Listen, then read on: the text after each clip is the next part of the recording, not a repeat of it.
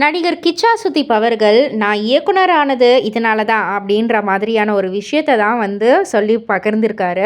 அவர் என்ன சொல்லியிருக்காருன்னா, ஏவிஎம் ஸ்டுடியோவில் ஒரு ஷூட்டிங்காக சென்னையில் ஒரு ஹோட்டலில் 30 நாள் தங்கி இருந்தேன். பக்கத்தில் ஒரு தியேட்டரில் ஒரு படம் ஓடிக்கிட்டே இருந்துச்சு. ரூமில் டிவி போட்டு பார்த்தா ஞாபகம் வருதே ஞாபகம் வருதே பாட்டு அடிக்கடி வந்து போடுறாங்க. சரி படம் எப்படி தான் இருக்குன்னு சொல்லிட்டு ஆட்டோகிராஃப் படத்தை போய் நான் பார்த்தேன். ரொம்பவே சூப்பராக இருந்து எனக்கு ரொம்ப ரொம்ப பிடிச்சிருந்துச்சு.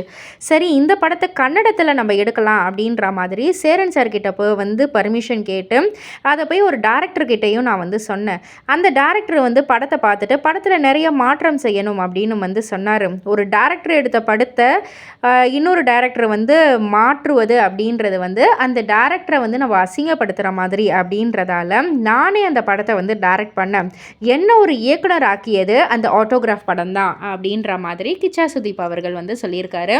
இதை பற்றி நீங்கள் என்ன நினைக்கிறீங்க, உங்களுடைய கருத்து என்ன அப்படின்றத கீழே உள்ள கமெண்ட் பாக்ஸில் குறிப்பிட்டு சொல்லுங்கள். மறக்காமல் சேனலை சப்ஸ்கிரைப் பண்ணி பக்கத்தில் உள்ள பெல் ஐக்கானை கிளிக் பண்ணிவிடுங்க.